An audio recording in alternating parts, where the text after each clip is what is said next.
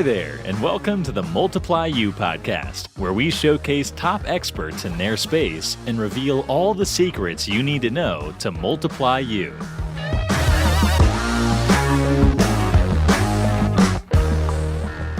Good morning, everybody. Austin Clark here with the Multiply You podcast, where I talk to top leaders in business and in their space. I am so excited today. We have just an incredible guest, Michael E Gerber, that we'll introduce here in just a minute. But we're so glad and grateful to be able to have him spend some time with us this morning. This episode is brought to you by Moxie Pest Control. As most of all of you already know, listening, growth is one of my top priorities, specifically growth via acquisition. We grow all of the ways that you think we might grow, all of the traditional ways. We do mailers, we do direct sales, we do pay-per-click campaigns, SEO, all of those sorts of things. But again, specifically, we're looking to grow via acquisition. And in fact, Michael, you'll probably be interested to know this little piece, but it really we have only been successful, I believe, so far in doing the acquisitions that we've done because of, frankly, Michael, your work with the EMyth and a lot of your thoughts and a lot of your ideas. And, we recently did a deal with a man named Randy. And I think Randy epitomizes a lot of the industry. He owned a company called Professional Exterminators. He had run the company for 30 years, done a great job, very reputable in the marketplace. And he was, when we kind of got together, he wasn't really interested at the time in getting out or selling, or he just didn't really know what that looked like or how that worked. And so we struck a deal, and it's been going great. He's been, I would call it retirement. I don't know if that's possible. So I'll call it what it is. I'll call it semi-retirement, but I don't think that he even believed that he could be living the life that he's living today. I don't think that he even understood that we would pay what we paid for it. And so that's going really nicely for Randy. If you know anybody in Arizona specifically or otherwise, that's a reputable brand, 3 or more trucks on the road, they can reach out to me directly on my cell at 480-254-9730. They can also email me directly at aclark@moxiepestcontrol.com. If you go onto our national site and submit a form, don't do that. It'll go to our national team. I'll probably never ever see it. So they can reach me on my cell again at 480-254-9730 or directly at aclark@moxiepestcontrol.com. This bio is incredible, and our guest will be with us now, but will be with us soon. Inc. magazine calls him the world's #1 small business guru, the entrepreneurial and small business thought leader who has impacted the lives of millions of small business owners and hundreds of thousands of companies worldwide for over 40 years. And I'm certainly amongst them. Michael E. Gerber is the author of the New York Times mega bestseller for 2 consecutive decades, The EMyth Revisited, and 9 other worldwide best-selling EMyth books concerning small business, entrepreneurship, leadership, and management. Additionally, Michael has written 19 industry-specific EMyth vertical books co-authored by industry experts for real estate investors, real estate agents, chiropractors, dentists, physicians, bookkeepers, accountants, and many, many, many more. Read by millions worldwide, published in 30 languages, taught in 118 universities, and praised by such as Dr. Ivan Misner, founder of BNI, by Jack Canfield, author of the Chicken Soup for the Soul series, and countless other greats. Michael E. Gerber's books have literally transformed the way small business owners think about what they do, how they do it, and why they do it, and for whom they do it in ways unparalleled, and to a degree that has literally established his voice, his leadership, and his entrepreneurial development mindset, as the Wall Street Journal calls his EMyth Revisited, the most influential book on small business and entrepreneurship of all time. But Michael E. Gerber is not only a great author, but a great leader of business transformation services as well. His business development companies have served hundreds of thousands of small business owner clients since first founded in 1977, inspiring, teaching, coaching, mentoring, and training their founders, CEOs, and managers at every level of their operation to bring a systematic optimization to everything they do. Today, Michael E Gerber companies, comprised of several business development divisions, including Prodigy Business Books TM, Radical U TM, the Dreaming Room TM, Michael E Gerber Speaking TM, and Michael E Gerber Mastermind TM, each leader in the work that they do. Michael's mission is to transform the state of small business and entrepreneurship worldwide. Michael, good morning. Thank you for being with us. Good morning. I want to know that guy. I was going to say, if only half those things were true, that'd be amazing. But I know that all of them are true. Thank you so much for being with us today. Very excited to have you spend a few moments with us on the podcast. Thank you again. My delight, Austin. Thank you. Well, so everyone out there, my opinion, only they should already know your story. If they don't, they need to go out there and get to know it immediately. You can find it online. You can find it on YouTube. You can buy a book. You can figure this out. But everyone listening needs to know more about Michael and what he's done and his purpose and passion.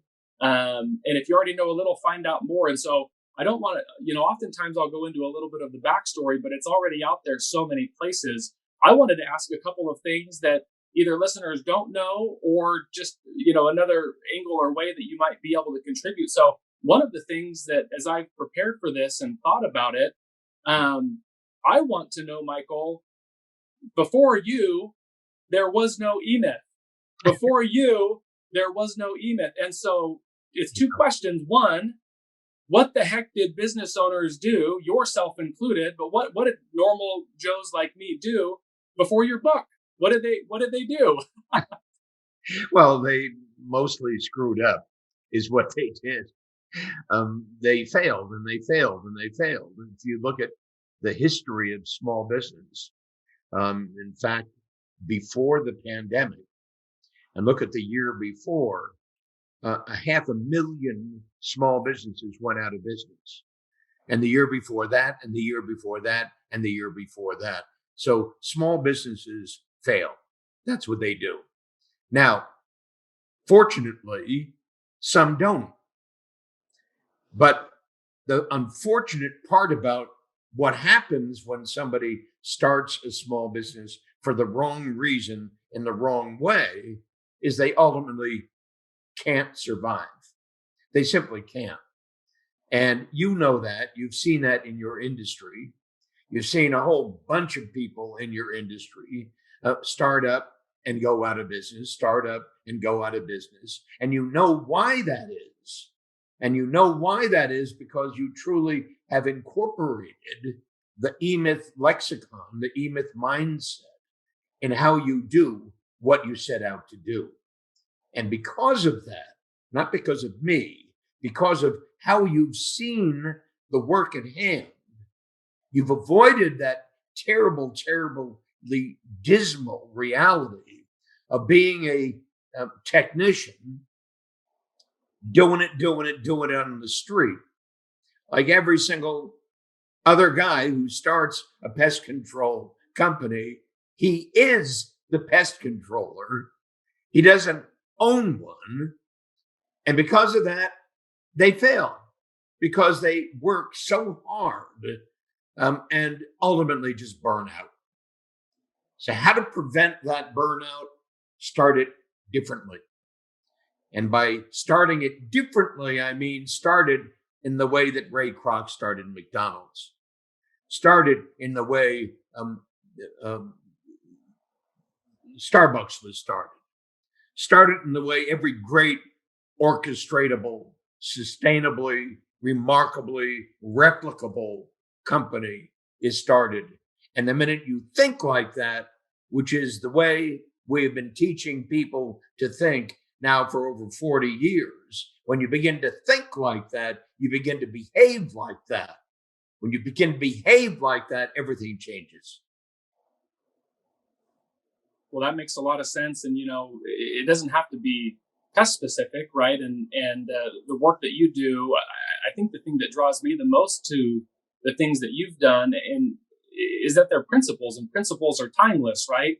And you're always so humble in, either giving credit away but you have taken these principles and put them into a story with, the EMyth or with your work that is relatable, right? That is relatable. Here in Arizona alone, there's 1,200 registered pest control companies in the valley. There's probably that many that aren't registered, and we see it here and in other markets all of the time. Companies start just as quickly and they exit just as quickly too. And so something's to be done about that. So what I need to know, were there circumstances or events in your life at that time, but was there something that caused you to put this book, these thoughts, these ideas into a book? What was there a moment for you that said, I'm a businessman, I'm making myself crazy, or I'm a technician rather, gone business person, I'm making myself crazy? Was there something that inspired that? Was there a circumstance, an event? Where did that come from? It came from not being a businessman. In short, a friend of mine asked me to visit one of his clients. My friend owned an advertising agency, and he was having difficulty getting one of his clients to convert the leads that the advertising was creating into sales. And I happened to be driving through my friend's home territory on my way someplace else, and we stayed over. Now, my friend happened to be my brother-in-law, married to my sister, and he was talking about the problems that he was having with clients. And he asked if I would come visit one client of his and see if I could fix the problem. And of course, I didn't know anything about business. That's what I told him. I don't know why me, Ace, that's Ace's name. I don't know anything about high tech. I don't know anything about business operating systems. I don't know anything about. He said, "Believe me, you know more than you think you do. Just go see him and let's see what happens." That's how all this started. So I sat down with his client, Bob, and then Ace says, "Look, guys, I'm going to take off for an hour, get to know each other. I'll come back and pick Michael up." And he took off. And Bob's looking at me, wondering what in the world we're going to do for an hour. He doesn't know me at all. I don't know him at all. So he asked me the obvious question, "What do you know about my business, Michael?" And I gave him the obvious answer, "Nothing, Bob." And he looked really distressed. "Well, if you don't know anything about my business, what do you know about my product?" And I said, "Less than that, Bob." "But Michael, if you don't know anything about my business and don't know anything about my product, how can you help me?" I said, "I haven't a clue, Bob. But Ace thinks I can, and we got an hour to kill, so let's see what happens." That's how all this started. And so obviously the only thing left to do was for me to ask Bob questions so I could begin to understand what he's doing, how he's doing it, why he's doing it, how well he's doing it, how poorly he's doing it, so I could understand Bob's business. Now, I began that process, as I've said for years, with a blank piece of paper and beginner's mind. In short, that's how I engage in everything, with a blank piece of paper and beginner's mind. Not knowing anything, not being interested in anything, just simply open to what comes up. And as I began to ask Bob questions, stuff came up. What I perceived to be true when I started this conversation, that I don't know anything about business, and that Bob does because he owns one, suddenly was turned on its ear. I suddenly discovered that Bob didn't know anything about business, even though he owned one, and that I did. I knew that selling is a system. And I knew that because I was taught that selling encyclopedias as a younger man. Selling encyclopedias. Nobody sells encyclopedias. What I learned by selling encyclopedias is there's a system, stupid, and this is how you do it. And this is how you do it. And this is how you do it. And so I practiced that system and became expert at it and applied it and applied it and applied it and applied it. And I came to realize Bob didn't have such a system in his company. In fact, he didn't even know he needed one. So Bob said to me, well, can you create a selling system for me? I said, sure, Bob. Not ever having done that before, but I was confident I could. I understood what a selling system is, what a selling system does, et cetera, and so forth. So Ace picks me up and he said, how did it go? I said, great, Bob hired me. And he said, Bob hired you to do what? Well, he hired me to do what you asked me to do, and that was to fix his sales problem. And so he says to me, but Michael, you don't know anything about his business. You don't know anything about his product. How in the world can you create a selling system? I said, don't know, Ace, but I think I can. And of course I did. And that was just the beginning of the story that you asked me to begin, which was, how'd you ever start this, Michael? I started this as a raw beginner. And I started this with simply an empty mind that's always interested in what I'm looking at, to see what's missing in this picture. And so that question, what's missing in this picture, has actually driven me throughout this entire process of creating the most extraordinary business development methodology that had ever been created, that can be applied to any small business anywhere on the planet. I love that. Thank you. Michael, did you sell those encyclopedias door to door? Oh, yeah, absolutely. Yep. We went out. I knew I liked you. I knew I liked you. We went out in a crew car and they dropped us off. Yeah. And then we knocked on doors. We had no place to go. Yeah. We didn't have a car. So here we were. The only thing we could do was knock on the doors until they picked us up. Yeah. No, that's incredible. There's you learn a lot by knocking doors, to say the least. And you said something else that was just really interesting about a beginner's mind and approaching something new or not new. I feel like the older I get, as our company grows and scales, I actually, and this is not me being humble, I actually feel like I know less the more that time goes on. And that shouldn't be the case. But the problem with knowing everything is just that, is that you know everything. And when you know everything, you've got nothing left to learn. And that's a real problem. I don't care who you are, what you do, whatever, there has got to always be someone doing something just a little bit better than you are. And if you can be humble, right, take criticism, seek that person out, find them, learn from them. I mean, my goodness, what couldn't you do? Absolutely. Yeah. Absolutely. And what you've just said is true. I'm now 84. And I know I don't know more than I ever thought I could know when I was 34. So I'm learning more and more and more and more what I don't know.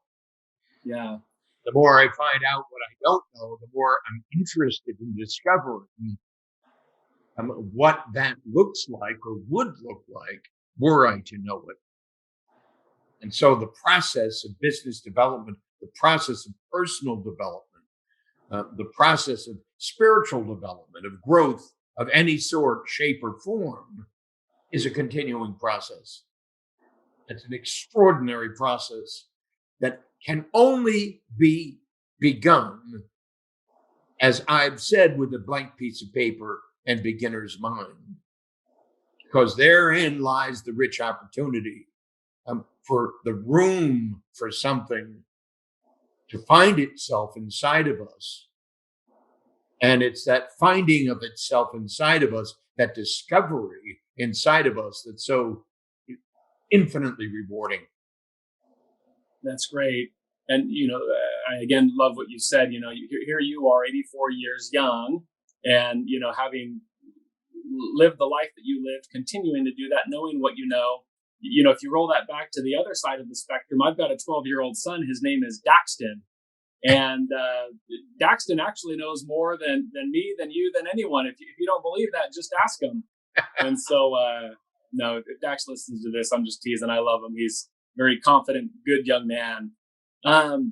So books, Michael, books, and especially the idea inside of books, when applied, are very, very powerful. Your work in all of the books that you've published is no exception. You know, throughout your life, what author? I mean, what does Michael Gerber read? What books have inspired you? What authors have inspired you? Where have you drawn some of your inspiration from? Who has been, I guess in a way, pivotal or important to you in that sense of how you think and approach different things? Well, this may confound you. It certainly confounds most people I say this to, is that I don't and have never read books about business. I don't read business books. And the reason I've not read business books is because I found early on, when I started to read business books, after I started to be interested in business at the late age of 40, when I started this whole thing at the age of 40, I started to read business books, and what I read and what I experienced were so totally foreign to each other. And I began to realize that the folks who were writing business books really hadn't truly excelled at being entrepreneurs, leaders, managers at all. And so the stuff they were creating wasn't relevant to the real world. So I very, very quickly became disenchanted by the idea that I would learn something from reading business books. I realized that I would learn something from looking at operating business and discovering what is missing in this picture and in the process to create it. So you might say, I live in my creator's mind. An entrepreneur is a creator. I live in my creator's mind. I don't read business books. So what do I read? Well, I read poetry. I read fiction. I read great novels. I read bad novels. I read all manner of forms of things that have absolutely nothing to do with business whatsoever. And in that process, I'm also very, very willing to say I discovered the art of the form. and the art of the form provides a dimension of interest and perspective that is so far beyond the ordinary business perspective as to bring something alive and rich and creative to it. So my focus is awakening the creator within. The creator within you, the creator within every human being, awakening the creator within. And in the process of awakening the creator within, something remarkable occurs out of that creation. That's the true blessing that I believe I've been afforded by learning to do what I've learned to do and by applying it in the way that we've applied it. Yeah, that is a powerful and confounding statement. I had no idea, and it would make sense and probably lend itself to a lot of the success that you've had and not having bad ideas. You know, you talked about good novels, bad novels, but you know, bad business ideas be put into your mind. And if 40 years ago, Michael, and it was, but what you said was true then about what you read and what you saw not lining up or matching up. My goodness gracious, today in 2020, 2021 rather, it is more true. It's never been easier to print a book, publish a book, get articles out there, the internet, and there's just so many ways to be able to access or touch people. And so, you know, it seems every day 25 new business bestsellers are released. And I scratch my head and think, well, how can they all be, you know, bestsellers? You know, and as I do enjoy reading business. First of all, they can't all be. Yeah. I understand, and they're not. The average new business book sells fewer than 5,000 copies. Fewer than 5,000 copies. So understand, it's in a dangerous world we live in, where information, in quotes, can be so easily acquired. The truth is, the vast majority of information that's available on the street isn't true information. And it's not anything that could make the difference in the mind of the person we're speaking to. That small business owner whose company you're going out to acquire. Most of the stuff out there is just crap. It's absolutely a catastrophe for people to take it seriously. What has been true about the EMyth lexicon is that it has been applied religiously by tens of thousands of small business owners. And it has produced success after success after success after success when one adapts oneself to it. So in EMyth, I'm not telling you what to do. I'm teaching you how to think about what to do, how to think about the word leader, how to think about the word entrepreneur, how to think about the word manager, how to think about the word producer. And as you begin to look at how to think about those words through the EMyth lexicon, you suddenly see how all great companies were created. Every single one of them. And when you see that universal business model, you said it, universal, that universal business model, you begin to understand the genius underlying the work that we've produced. Not me, not my genius, its genius. And so it possesses a genius that I'm only the guy who gets to speak about it. I just get to talk about it, just like we're doing here. Yeah. I get to talk about it. Well, your work has made a difference, and I agree with those statements you've made. And you know, I do like reading business books. I'm liking it less and less for reasons that you discovered 40 years ago. I'm a slow learner, Michael. But Yeah.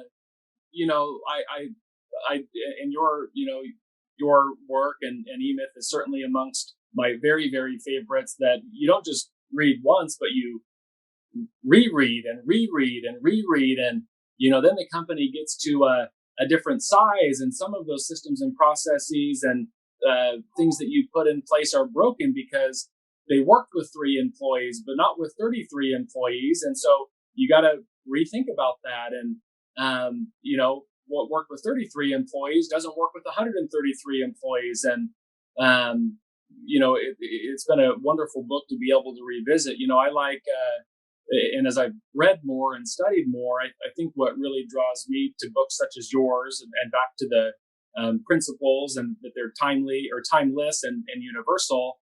You know, Ray Dalio's book, Principles, is one that I really, really like, because it's a similar approach, but in a different way. And they have a very systematic way of approaching decision making and doing different things. You know, Vern Harnish's book, Scaling Up, that's been like a business Bible for us, coupled with yours, that I think I've given out more copies of that book than just about anything. And we use that on a regular annual basis for operations training and leadership training. And it's really moved the needle. And more than that too, Michael, it's given us just a common language together of, you know, I hear a lot, or are we working on the business, or are we working in the business? Are we, you know, and those sorts of things, and the problems that you, without even knowing it, for me and hundreds of thousands of others that you've solved for us, have just been they've been incredible. Saved so much time, so much money, so much headache, resources, all of those kinds of things.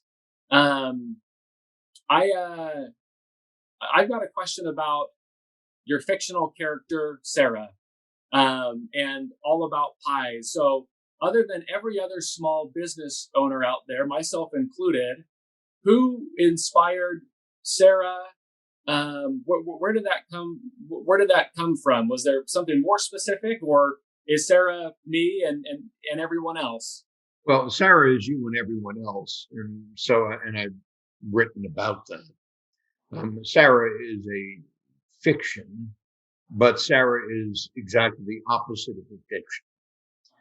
So there was no Sarah, but there have been tens of thousands of Sarahs. Every small business owner Sarah represents, who does what she does, did what she did, and suffered the pains and consequences of that. Sarah became my student. And so you have to understand, I look upon a small business owner as a student. They're a student of leadership, a student of management, a student of systems design and development. A small business owner is a student who is concerned with the subject of what is a business? How is a business to work? How is a business to work and to improve?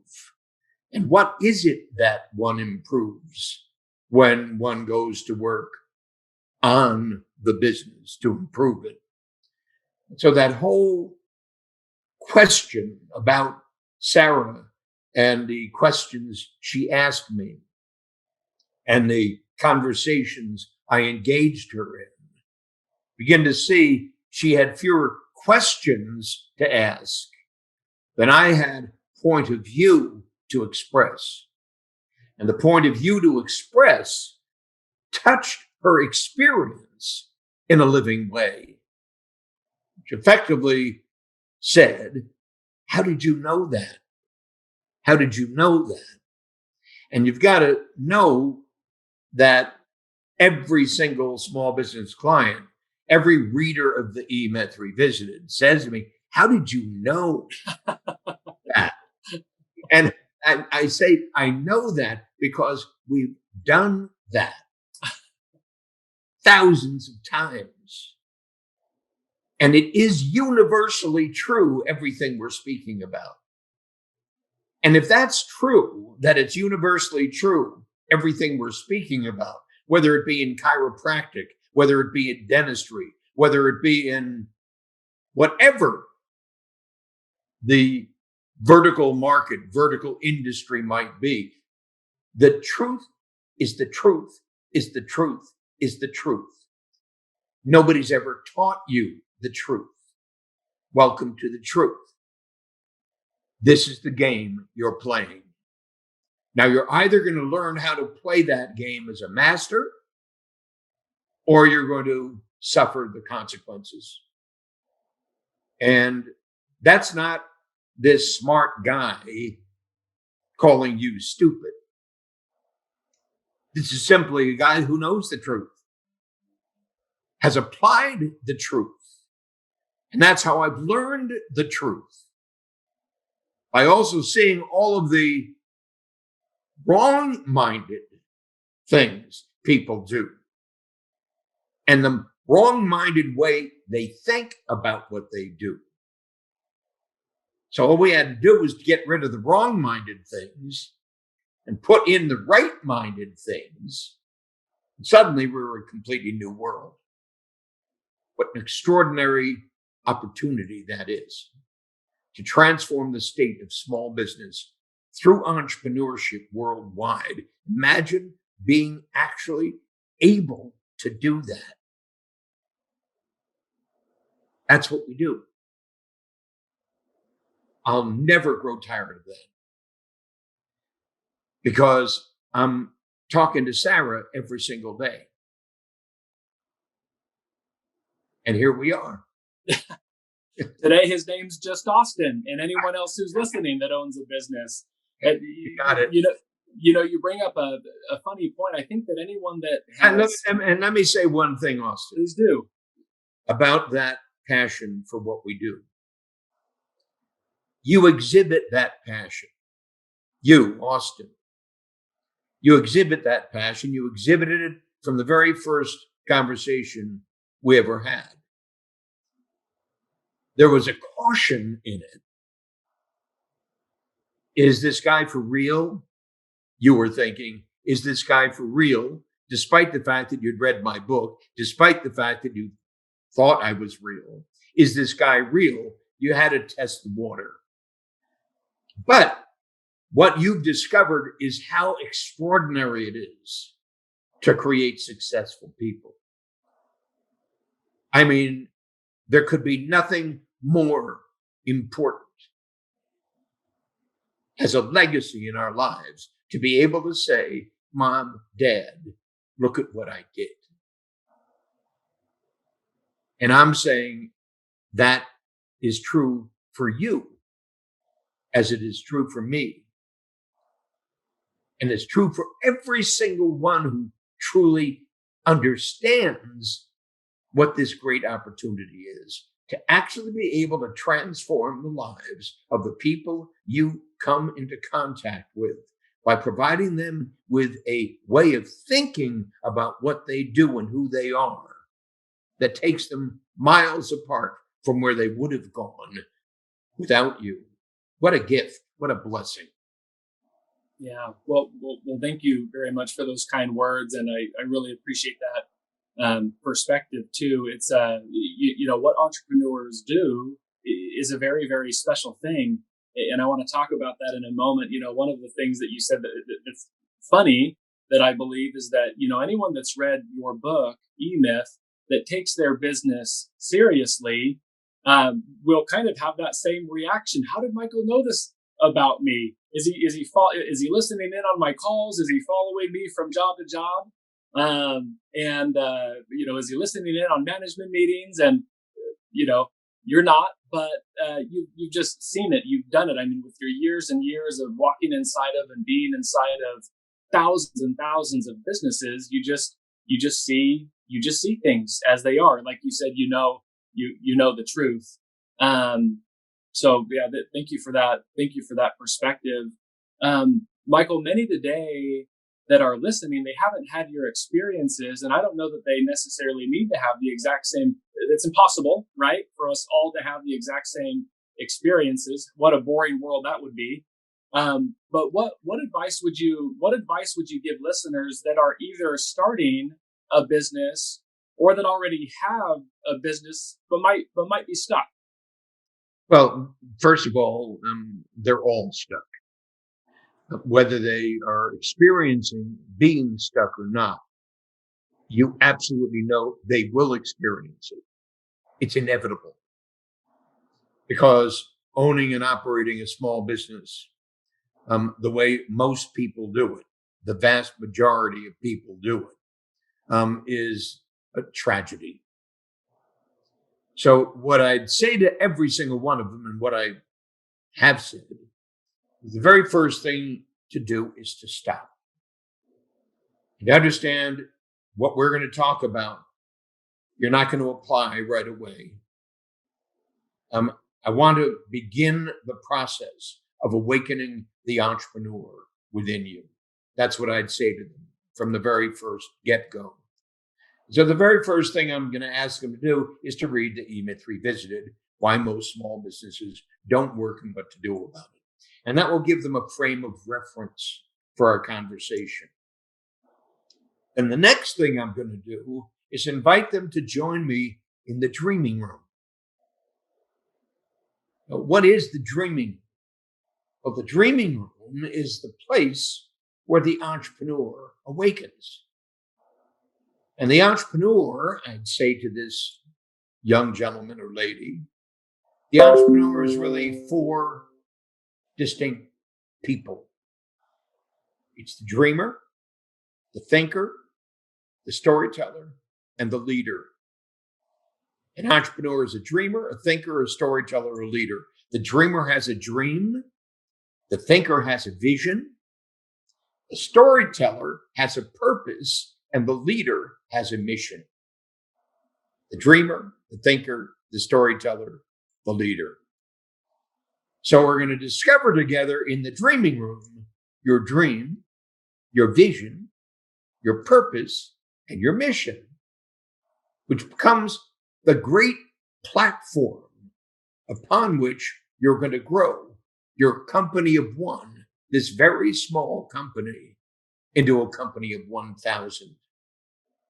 And we're going to walk through that process. I'm saying to them, understand when I say we, I mean us, not necessarily me, but certainly you are going to walk through what I call the eightfold path. And the eightfold path is critical for anybody who's going to create a great growing company from a company of one to an enterprise of 1,000. Dream, vision, purpose, mission, job, practice, business, enterprise, the eightfold path. Discover my dream, discover my vision, discover my purpose, discover my mission, create my client fulfillment system for the job, create my client acquisition system for the practice, tie it to my client fulfillment system, and I now have my franchise prototype, which is lead generation, lead conversion, client fulfillment, my franchise prototype. And now take that franchise prototype and replicate it 7 times to create a turnkey business, and then take that turnkey business and replicate it 7 times to create a turnkey enterprise, and you got the secret. In short, you got the secret of Moxie. You got the secret of every great growing enterprise. The heart of it is the practice, the practice, the practice, the practice. And that practice in that McDonald's store can now be replicated faithfully again and again and again and again and again, tens of thousands of times. Wow. You can actually do that. Think about it. It's just astonishing. It's astonishing. Yeah. Thank you again for those comments. And Um, and I appreciate your passion. I mean, here you are with all that you've accomplished, and still just so passionate about the work that you're doing. It's just transcended um, making money and going from one truck or one location to two. And it's neat to see. We last week we had a large quarterly event. We put them on quarterly for all of our employees, and what I'll say shouldn't be a surprise to anyone that knows me, but I'm not passionate at all, not one bit, about ants or spiders or scorpions or whatever else. It just and no one, mind you, no one goes into thinking that they're ever going to be in the pest control industry. They think that, like I did, that I was going to be an astronaut or a firefighter, like my brother is. But I tell our people here, look, it really doesn't matter. I tell them I think that I could be just as happy doing anything, making a hamburger, doing a service, working in the hospitality industry. So, bugs might be what we actually do, but people is what we're about. And, again, back to those universal principles of being able to, what do customers want? They all want the same thing. They want a great product or service at a good rate. They want it quickly. And there's no secret to what people think might be secrets to a scaling company or a growing company or those kinds of things. Well, what those people want you to get rid of the bugs. So the bugs are the problem. So if I've got a whole bunch of mosquitoes flying in my living room, I want to get out of the living room, and I want somebody to come here and fix it. And so effectively, you're in the business of fixing problems. They happen to be problems associated with bugs, but they could be problems associated with anything. And somebody wants you to fix that problem, but it's not just to fix that problem, it's to make certain that problem doesn't arise again. So please, they're saying to you, can you make certain I don't have mosquitoes anymore? Can you make certain I don't have fleas anymore? Can you make certain I don't have the immense discomfort that I experienced when I had that invasion of fleas and whatever the heck those things were? And you say, yeah, it's handled. And when you say, yeah, it's handled, and then you handle it, you understand you're creating ease in the lives of those people. What a joy that is. You look at their eyes when they express their gratitude for what you've accomplished and the way you've accomplished it and the experience with your people, through your people, and the way they've accomplished it, and the genuine concern your people have to accomplish it. That's an extraordinary thing to do. I mean, that's an extraordinary thing to do. So you pick one problem, and it happens to be, in quotes, critters, and we solve it. That problem will never be experienced again because we're here. And that's why we're here. You're saying to your folks. When I say your folks, I mean your clients. I mean your employees. And that's why we're here. Now understand, you could be an astronaut should you choose to. But hear me, while you're here, you're going to be the most extraordinary provider of our service we could ever hope to deliver.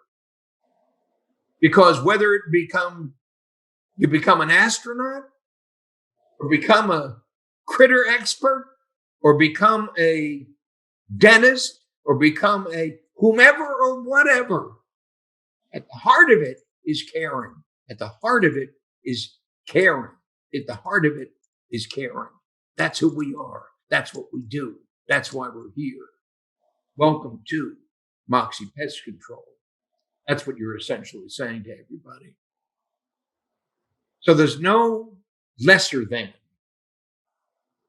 You understand? In one respect, your Moxie pest control people are significantly more important than an astronaut to the people they're going out to see. You get it? I do. Yeah. We have I can't say enough about our internal team here, our employees, our leads, our managers, executive team. They are, and I'm sure every business owner probably feels this way, but they are just incredible people with hearts bigger than their bodies that are looking to be genuine, authentic, do the right thing, serve customers quickly, and essentially, as you said, Michael, solve a problem once and for all because we're there. As we round this out, I've got two more questions. I wonder. Let me see here. So you say that they're all, and I agree. You've been in thousands of businesses consulting. I mean, the experience that you have. Besides all of it, they could probably improve. What is the one or two things that, without even walking into a business anymore, what are the things that the listeners today are doing that are already backwards or wrong? Is it, do they have their cash wrong every single time? Do they have their people wrong every single time? Is their strategy wrong every single time? And most of them, it's all of that. But without even walking into a business anymore, what are the one or two things that if they changed or improved today, with your framework would move the needle the most or see the most improvement? Well, what I spoke about earlier, the reason we created the Dreaming Room is because the most significant piece missing in this puzzle is the person who owns the business. We used to do a seminar called Key Frustrations in a Small and Growing Business and What to Do About Them. And we would typically have 30 to 40 small business owners in that seminar. And that seminar started out in exactly the same way every single time. We welcome everybody there, owners, operators, in every imaginable kind of business. And you have problems. And if you were to sit down and talk about your problems, you talk about cash flow problems, you talk about people problems, you talk about management problems, you talk about marketing problems, you talk about this kind of problem, that. The problem you wouldn't talk about, however, is in fact the greatest problem every single one of you share. And that problem is you. You're the problem. It's not cash flow, it's not marketing, it's not management, you're the problem. And you're the problem because you don't really understand what a business is. And you don't really understand what a business owner must be in order to create a successful, growing company. That's what we're going to talk about here in these 3 hours. So that when you walk out of here, you understand you're not going to go to work on your business. You're going to go to work on yourself. And that process is the most important process we will ever share with you.